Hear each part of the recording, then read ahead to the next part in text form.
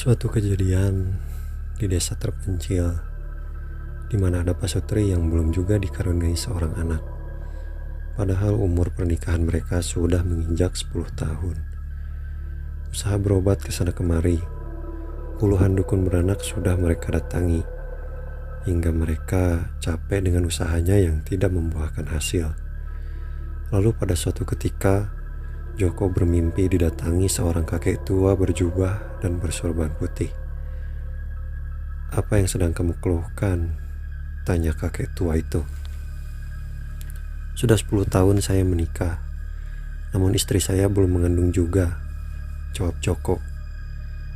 "Coba kamu amalkan amalan ini, dibaca setelah sholat subuh," kata kakek itu, sambil tangannya memberikan selembar kertas kepada Joko. Joko membaca tulisan dalam kertas itu. Namun saat Joko membacanya, tiba-tiba kakek tersebut hilang. "Kek, kakek." Joko yang panik memanggil-manggil kakek itu, sambil matanya melihat ke sekelilingnya. Saat Joko memanggil-manggil kakek tersebut, tiba-tiba Joko dibangunkan oleh istrinya Rara. "Kenapa Thomas?" kata Rara. "Barusan Mas bermimpi ketemu kakek-kakek tua, Dek," jawab Joko. "Lantas apa yang dilakukan kakek itu sehingga membuat tidur Mas Joko tidak nyenyak?" tanya Rara. "Kakek tua itu memberiku selembar kertas yang di dalamnya ada beberapa bacaan yang harus aku amalkan jika aku ingin memiliki keturunan, Dek," jawab Joko. Rara hanya diam mendengarkan penjelasan dari suaminya. "Ya sudah Mas, sana mandi dulu lalu sholat subuh," kata Rara. Akhirnya Joko pun beranjak menuju kamar mandi. Namun otaknya terus memikirkan bacaan-bacaan yang diberikan kakek tua tersebut. Selesai mandi, Joko langsung bergegas mengambil wudhu lalu melakukan sholat. Dia coba mengingat lagi kata kakek tua di mimpinya jika harus diamalkan setelah sholat subuh. "Tidak ada salahnya juga aku coba," kata Joko dalam hati. Bacaan itu terus Joko amalkan setelah sholat subuh setiap harinya. Hingga 1 bulan kemudian, Rara mengandung anak pertamanya. Alhamdulillah ya Allah, Rara dan Joko benar-benar senang dibuatnya.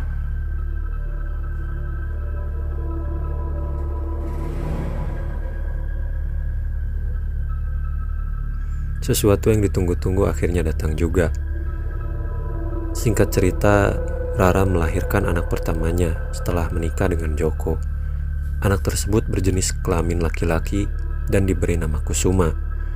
Setelah tumbuh layaknya anak biasa, di umur 1 tahun, detak jantung Kusuma mengalami keanehan, di mana setiap 3 kali berdetak, tiba-tiba detak jantung Kusuma berhenti sejenak. Karena sangat khawatir, akhirnya Joko membawa Kusuma ke mantri di desanya. Alangkah terkejutnya Joko. Sang mantri bilang kalau Kusuma memiliki kelainan jantung dan harus menjalani terapi panjang di rumah sakit di kota. Joko pun membawa pulang anaknya dengan perasaan cemas. Dapat dari mana uang sebanyak itu untuk biaya pengobatan Kusuma, sedangkan pekerjaannya hanya sebagai petani. Akhirnya Joko dan Rara memberikan obat-obat herbal saja untuk menyembuhkan penyakit Kusuma. Lambat laun, penyakit Kusuma berangsur membaik. Di saat itu juga Rara kembali mengandung anak kedua. Kusuma yang waktu itu berumur 3 tahun memiliki adik. Rara kembali melahirkan anak laki-laki yang dia beri nama Wijaya. "Jaga baik-baik anak laki-lakimu yang pertama. Dia bukan seperti anak lainnya. Dia akan mempunyai kelebihan di saat dia besar nanti." Di saat tidur, Joko kembali bermimpi bertemu kakek tua itu. Kakek tua itu memberikan wejangan bahwa si Kusuma nantinya akan menjadi anak yang mempunyai kelebihan dan berbeda dengan anak-anak lain seusianya. Singkat cerita, di umur 8 tahun, penyakit jantung Kusuma kembali kambuh, dan ini lebih parah daripada sebelumnya. Karena tidak cukup biaya untuk membawa Kusuma ke rumah sakit di kota, Akhirnya Joko dan Rara memutuskan untuk mengobatinya sendiri di rumahnya. Bukannya sembuh, penyakit jantungnya semakin parah, hingga Kusuma menghembuskan nafas terakhirnya. Joko dan Rara terpukul. Rara menangis jadi-jadinya. Joko yang berusaha tetap tegar membawa jasad Kusuma ke ruang tengah dan mencoba menghubungi tetangga-tetangganya. Tetangga Joko pun berdatangan ke rumahnya, melayat dan juga menyiapkan berbagai peralatan kematian. Namun takdir berkata lain. Saat akan dimandikan, Kusuma tiba-tiba terbangun dari kematiannya. Sontak kejadian itu membuat orang-orang yang ada di sana berhamburan. Hanya tersisa Pak Ustadz dan keluarga Joko, yaitu Rara dan Wijaya yang masih bertahan. Di saat terbangun, Kusuma menceritakan kejadiannya yang seperti di alam mimpi, di mana saat itu rohnya dibawa kakek tua dan didudukkan di sebuah batu besar. Kusuma sendiri tidak tahu tempat itu tempat apa. Yang pasti pemandangannya indah. Di sana kakek tua menyuruh Kusuma untuk memilih antara kakek tua itu atau sosok macan putih. Lama sekali Kusuma tidak menjawab. Akhirnya tangan kirinya ditarik oleh macan putih tersebut. Secara tidak langsung Kusuma disuruh memilih macan putih itu. Kakek tua itu tidak tinggal diam. Dia juga ikut menarik tangan Kusuma yang kanan. Terjadilah tarik-menarik cukup lama. "Stop," kata Kusuma yang menghentikan tarik-menarik di antara mereka. "Saya pilih semua," kata Kusuma. "Tidak bisa, Cuk. Kamu harus memilih salah satu," kata macan putih. "Iya, Cuk. Kamu harus memilih satu," kakek tua itu pun ikut menambahi. "Saya tidak bisa memilih. Saya pilih kalian semua," jawab Kusuma. Akhirnya macan putih dan kakek tua itu pergi menjauh dari Kusuma. Mereka bernegosiasi karena tidak ada yang saling mengalah. Akhirnya terjadilah pertempuran di antara mereka. Lama sekali pertempuran itu, namun karena kesaktian dari keduanya membuat keduanya tidak bisa saling mengalahkan. Lalu kakek tua dan macan putih itu pun berjalan kembali mendekati Kusuma. "Ya sudah, kami berdua akan bersamamu," kata kakek tua dan macan putih itu juga mengangguk. "Sekarang kamu saya antarkan pulang," kata kakek tua itu. Lalu kakek tua membawa roh Kusuma kembali ke jasadnya, dan Kusuma pun terbangun dari kematiannya. Kala itu Pak Ustadz hanya bisa diam mendengar penjelasan Kusuma, karena usia Kusuma juga yang masih belia, masih polos. "Ini aneh," kata Pak Ustadz. "Pak Ustadz, jangan ceritakan kejadian yang dialami Kusuma ini ke orang lain ya," kata Joko. "Iya Pak Joko, Kusuma mulai bisa ini menjadi rahasia keluarga Pak Joko." Mata batinnya yang terbuka membuat Kusuma sering. Setelah Pak Ustadz memberikan pengumuman kepada warga kalau Kusuma hidup kembali, selain itu Ustadz itu pun bersama dengan kopi hitam. Sangat aneh di anak setelah kejadian itu.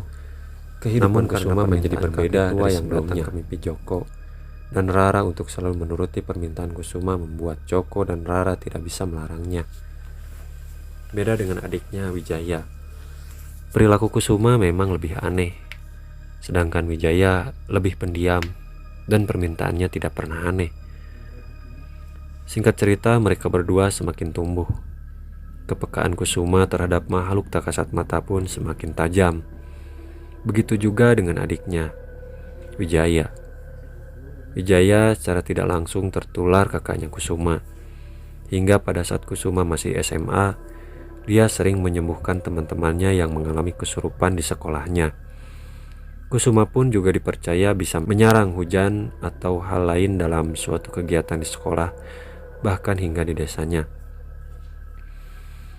Banyak juga orang-orang yang datang ke rumahnya meminta disembuhkan oleh Kusuma karena berbagai hal, seperti sakit karena terkena santet, sampai masalah intrik percintaan.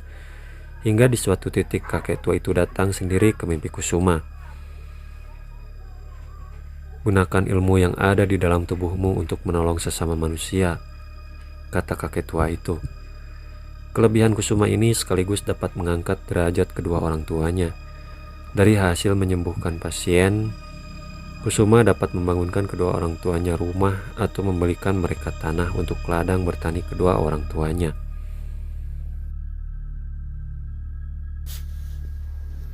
Kusuma yang telah lulus SMA akan melanjutkan sekolah ke salah satu universitas di kota. Usaha mengikuti berbagai macam tes telah dilewati, hingga akhirnya Kusuma dinyatakan diterima di salah satu universitas. Hari pertama masuk kuliah, tiba-tiba Kusuma dikagetkan dengan sosok jin wanita yang berwajah cantik dan berambut panjang. Jin tersebut mendekati Kusuma lalu berkata, "Kamu bisa melihatku?" kata jin itu. "Iya, aku bisa melihatmu," jawab Kusuma. Jin wanita tersebut seakan tersenyum manja mendengar jawaban dari Kusuma. "Namamu siapa?" tanya Kusuma. "Aku tidak punya nama. Bangsaku bukan seperti bangsa kalian yang memiliki nama sepertimu," jawab jin tersebut. "Loh, memangnya di bangsa jin tidak ada nama buat mempermudah kita memanggil?" tanya Kusuma lagi. Jin wanita tersebut hanya menggeleng-gelengkan kepalanya sambil memasang raut wajah sedih. "Ya sudah, kalau gitu aku beri kamu nama ya. Kamu mau?" kata Kusuma. Jin itu mengangguk kegirangan. Dia antusias sekali ketika Kusuma akan memberikannya nama. "Aku kasih kamu nama Putri ya. Kamu suka?" kata Kusuma. "Bagus sekali. Iya, aku mau. Aku suka. Berarti namaku Putri ya," kata jin itu sambil mengangguk-anggukkan kepalanya. Pertemuan itu membuat mereka semakin dekat.